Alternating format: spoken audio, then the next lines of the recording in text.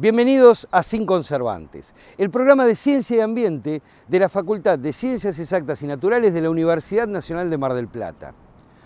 Hoy viajamos a Puerto Madryn para conocer a la ballena franca austral, la postal característica de la península Valdés. Pero además, investigamos y descubrimos los grandes desafíos ambientales de la ciudad. A propósito de esto, salimos a la calle a preguntar: ¿sabe usted verdaderamente lo que es la ecología? Es lo que cuida el ambiente, no sé. La ecología es el mantenimiento del sistema que tiene que ver con el clima y con la supervivencia del hombre. ¿Qué es la ecología? Trata lo que es el tiempo. Yo lo tomo como cuidar el medio ambiente. La verdad que no sé. Todo lo natural, refiere a algo natural. No me acuerdo. Es el medio ambiente, es la naturaleza, todo lo que nos rodea. ¿Qué es la ecología? Y la ecología es el cuidado del medio ambiente nuestro, ¿no? Trata de que cuidemos el medio ambiente de cada residuo, ser reciclable. La ecología es el medio ambiente. ¿Qué es la ecología? Y todo lo que nos rodea, lo ecológico. ¿El cuidado del medio ambiente? Sí. Bueno, la ecología es el cuidado del medio ambiente. Para tener una respuesta a nuestra pregunta, consultamos al doctor Oscar Iribarne, de la Cátedra de Ecología General de nuestra facultad, y esto fue lo que nos dijo. La ecología es la ciencia que tiene como objeto entender cuáles son los procesos que determinan la distribución y abundancia de las especies. Como tal, digamos, es una ciencia, o sea, que usa todas las herramientas teóricas y prácticas de la ciencia, o sea, esencialmente empieza preguntándose cuáles serían esos procesos, dando opciones, lo que llamamos hipótesis, y después a través de la metodología científica poniendo a prueba cuál es la hipótesis más factible. O sea que ese es el objetivo central. Y después, digamos, dentro de los objetivos que tiene, digamos, entender cuáles son los factores que determinan distribución y abundancia de las especies es digamos, de importancia muy grande, porque va desde entender qué es lo que regula la biodiversidad, digamos, de qué depende la biodiversidad, y como tal, digamos, si entendemos de qué depende la diversidad, también podemos con eso generar herramientas para tratar de conservar la biodiversidad o por lo menos mantener la biodiversidad en ambientes, en situaciones que tenemos ahora de cambio climático, en situaciones, digamos, de explotación, de efectos antrópicos, o sea que es una herramienta muy importante como para manejo ecosistémico. Pero también, digamos, es una herramienta muy importante para entender cosas mucho más cercanas a nosotros, que es la explotación sustentable, digamos, de qué depende, cuánto podemos explotar de, por ejemplo, merluza, o cuánto podemos cazar de alguna especie que se le esté explotando. Depende en gran medida de entender esto, digamos, entender cuáles son los procesos que determinan su distribución y abundancia, a eso sumado, digamos, los efectos antrópicos de explotación.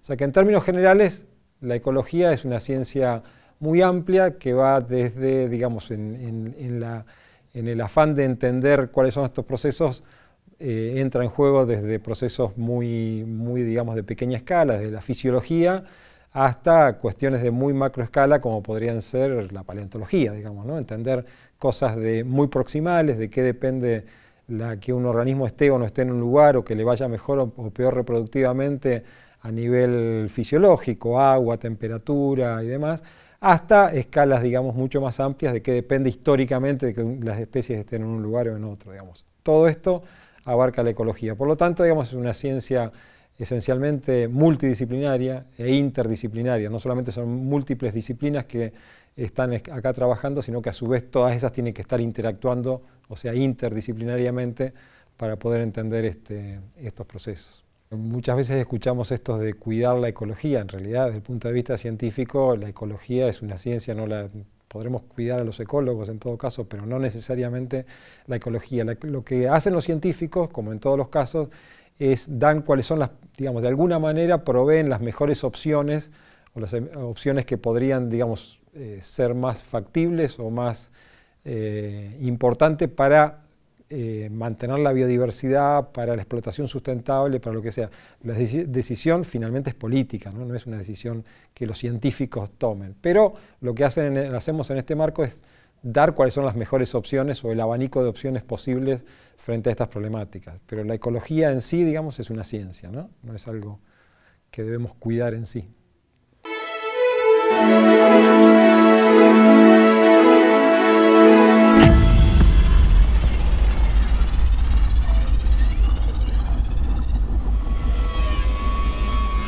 Cuando uno habla de la ciudad de Puerto Madryn, inmediatamente piensa en la gran diversidad de fauna marina que habita en estos golfos de la península de Valdés.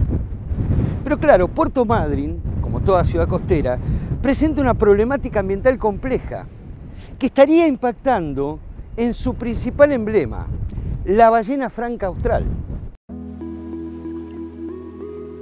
Las aguas del Golfo Nuevo que bañan las costas de Madryn albergan importantes ecosistemas y son ambientes considerados como santuarios de la fauna marina. Sin embargo, como hemos visto, ecología y medio ambiente no es lo mismo, y el desarrollo humano condiciona a estos ecosistemas naturales. Pero vamos por el principio. El 28 de julio de 1865, 153 colonos galeses desembarcaron en este inhóspito lugar. Habían llegado desde el puerto de Liverpool a bordo del velero Mimosa, anclaron en ese fondeadero natural y lo llamaron Puerto Madryn, en honor al barón de Madryn, de Gales.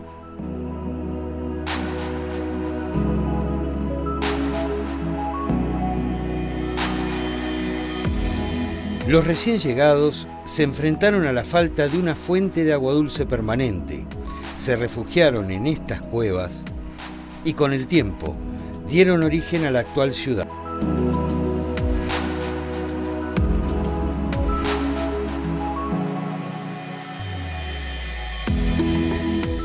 La historia de Madryn tiene un clic en 1972. A partir de la adjudicación de la planta de aluminio en Puerto Madryn, que implicaba también la construcción del puerto de aguas profundas y de la línea de alta tensión entre la cordillera Futaleufú y Puerto Madryn para abastecer de energía, que es la materia prima básica del aluminio, Madryn tiene un crecimiento explosivo, pasando de los 5.000 habitantes que tenía en 1972, digamos, y hoy estamos en el orden de los 90 y pico, 100.000 habitantes.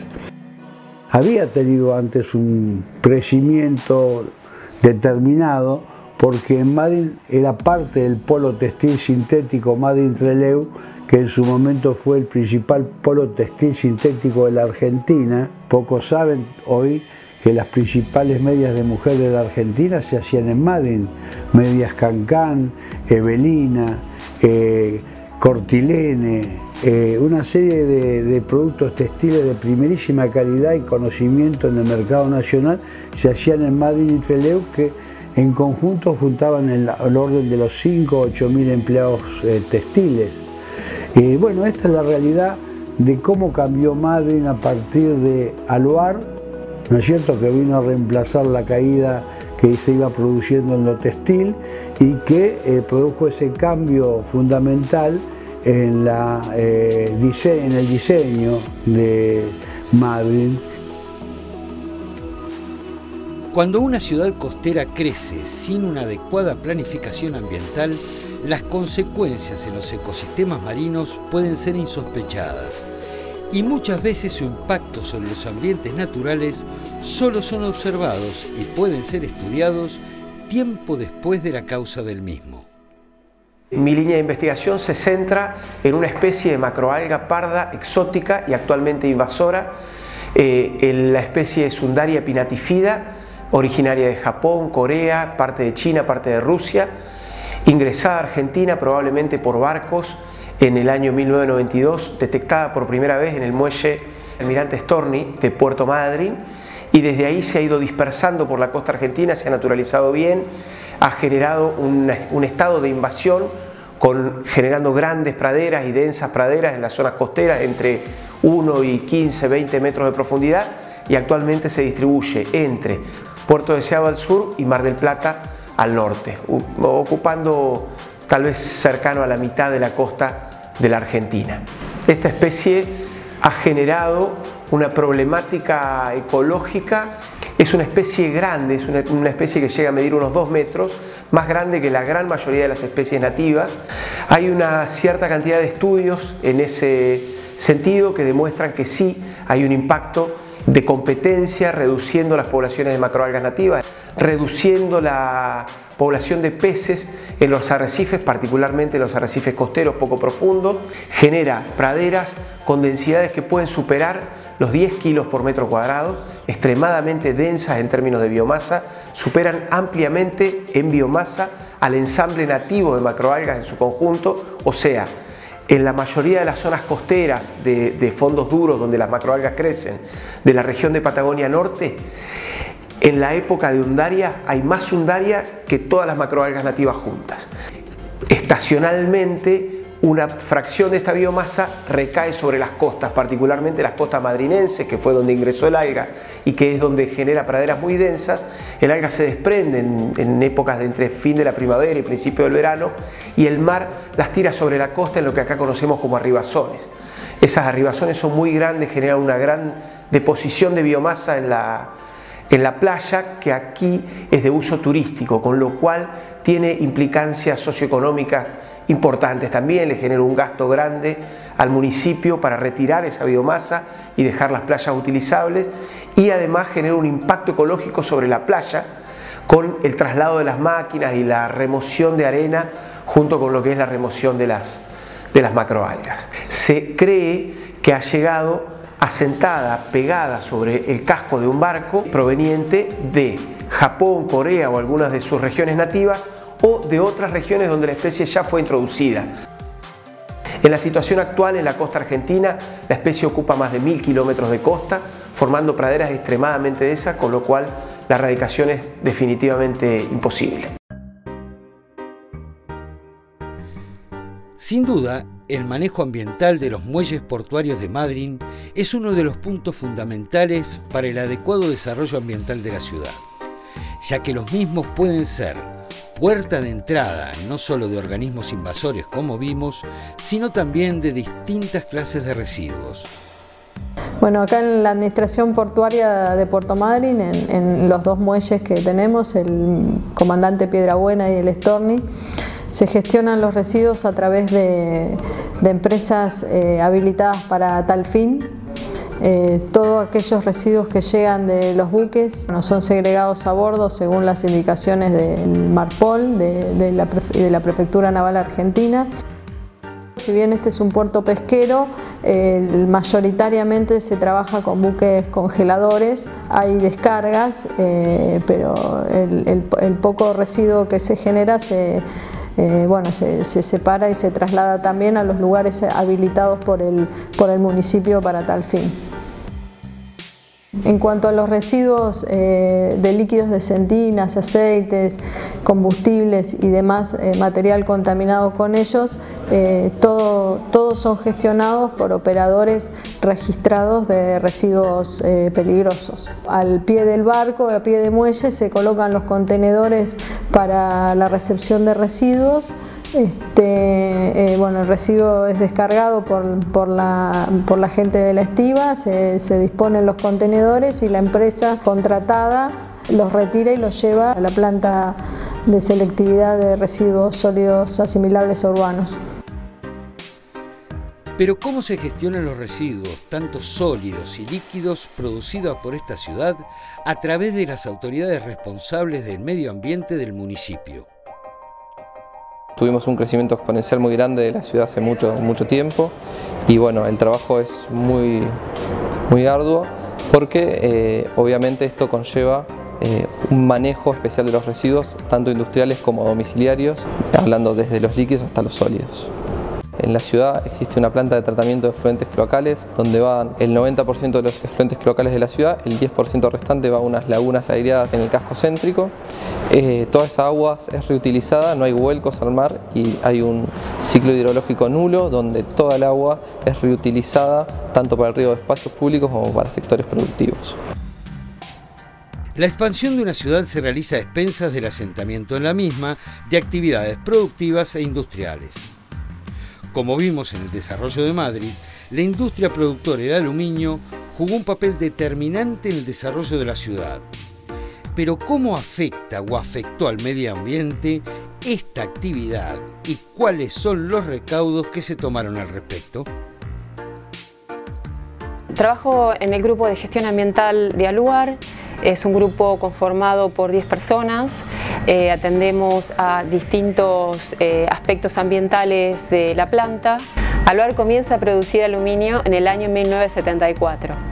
Hacia el año 1986 las cubas comienzan a ser cubiertas, se optimizan los procesos y se instalan las primeras plantas de tratamiento de humo, que son emitidos por las cubas en donde se fabrica el aluminio, son aspirados, son filtrados y se retienen los contaminantes para luego ser liberados al ambiente. Aluar tiene una red de monitoreo de calidad de aire con 13 estaciones de monitoreo.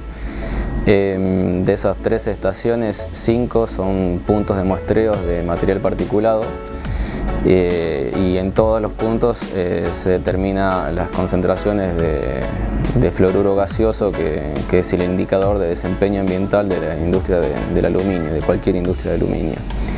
La ubicación de esos puntos de muestreo está relacionada con una modelación que se hizo en su momento en el estudio de impacto ambiental, donde se trazaron isolíneas de concentración, pudiéndose observar cuáles son los lugares donde hay mayores concentraciones, obviamente vinculado con el sentido del viento. Al menos hay 2 puntos de muestreo en cada punto cardinal y en general se buscaron sitios que sean seguros para evitar el vandalismo. Todos estos muestreos arriban a este laboratorio que está atrás mío. Nos permite dar confianza y calidad a la hora de emitir un reporte, tanto interno como externo. Dentro del proceso de fabricación de aluminio y enfocándonos en los temas ambientales, uno de los aspectos significativos, que básicamente son 3, uno de ellos es la generación de residuos sólidos. Hay requisitos legales asociados que son ineludibles y los tenemos que cumplir y básicamente tienen que ver con la generación de residuos peligrosos. La mayoría de los residuos peligrosos que generamos en planta se disponen acá, en la planta de Aluar, en un relleno de seguridad. Hay residuos especiales que no estamos habilitados a disponer, entonces los entregamos a un tercero habilitado para que los pueda tratar. Ciertamente, para esta industria productora de aluminio, el compromiso con el medio ambiente representa hoy un aspecto importante. Sin embargo, en su larga trayectoria, parece que solo a partir de los últimos años se ha puesto énfasis en los problemas ambientales derivados de la producción. Y otro tanto parece haber sucedido con la gestión de la fracción orgánica de las industrias pesqueras. Dentro de los residuos pesqueros se está trabajando en nuevos métodos de tratamiento, como puede ser un land farming dentro de la ciudad, en las zonas alejadas, y estamos trabajando con las pesqueras para que estabilicen sus efluentes líquidos y los tengan en un parámetro adecuado para el vuelco hacia cualquier cuerpo receptor de agua. Sin embargo, estas últimas medidas parecen haber llegado tarde y la inadecuada gestión de la fracción orgánica proveniente de la industria pesquera ha provocado un conflicto entre gaviotas y ballenas. Durante los últimos años, digamos la última década posiblemente, han aumentado alarmantemente la frecuencia y la intensidad de los ataques que se registran de gaviotas a ballenas. Estos ataques no son ataques ni para defender un territorio, ni es un ataque agresivo, pero las gaviotas han entendido que las ballenas son una pieza de alimento, por lo tanto, más que un comportamiento de ataque, podemos definirlo como un comportamiento parásito. Es decir, las gaviotas parasitan a las ballenas de modo que maniobrando en el aire logran picar y extraer pedazos de piel e incluso de grasa, especialmente de las espaldas, de los lomos de las ballenas cada vez que emergen a respirar. Este comportamiento tiene un origen posiblemente en la década hacia fines de los 70, fue manifestado por primera vez. Sin embargo, ya a partir de finales de los 90 podemos decir que se ha propagado extraordinariamente este comportamiento, tal es así que al día de la fecha podemos decir que no existe prácticamente ningún cachorro de ballena nacido en esta área, en el área de Península de Valdés, que no tenga heridas producidas por gaviotas. Estas heridas tienen diferentes tamaños, diferentes complejidad, diferentes, están causadas básicamente por el pico, pero luego estas heridas pueden infectarse, pueden ser ventana de ingreso de incluso de enfermedades, de patógenos, ¿no? Realmente se termina de propagar el comportamiento a la magnitud que tiene hoy en día a partir de la década del 90, justamente con el gran auge que ha tenido la industria pesquera en la zona. La relación entre las gaviotas y la industria pesquera está mediada por la disponibilidad de alimentos justamente de los descartes pesqueros que han hecho las plantas pesqueras que estaban instaladas en Puerto Madryn. Para ese entonces, habló de los fines de los 90, grandes cantidades de pescado, de desechos de pescado, ¿no? Pero que es pescado fresco en definitiva, se acumulaban en basurales a cielo abierto. Esto lo que hizo fue aumentar la supervivencia de las gaviotas que se alimentaban de estas fuentes disponibles de alimentos sin la necesidad de tener que ir a pescar o ir a buscarse la vida en el mundo natural. La dimensión del comportamiento de alimentación de gaviotas sobre ballenas cobra un especial interés, al menos para la ciencia, de poder entender cómo sanearlo, cómo mitigarlo y sobre todo entender cuáles son las consecuencias que tienen este comportamiento cada vez más expandido en las poblaciones de ballenas. Si bien vemos que existen esfuerzos en los últimos tiempos con respecto a la adecuada gestión de los residuos sólidos urbanos, el problema no parecería estar totalmente solucionado y está afectando directamente al monumento natural de la Patagonia, la ballena franca austral.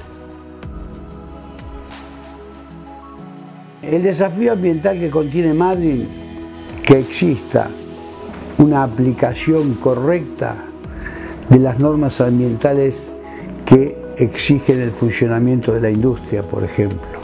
Empresas que tienen el bypass y siguen tirando los desechos de las pesqueras al Golfo. El manejo serio, digamos, de los residuos, no tirarlos en cualquier lado y hacer una gestión razonable. Hay que exigir el cumplimiento de las normas y eso nos daría el resultado que estamos buscando y que queremos.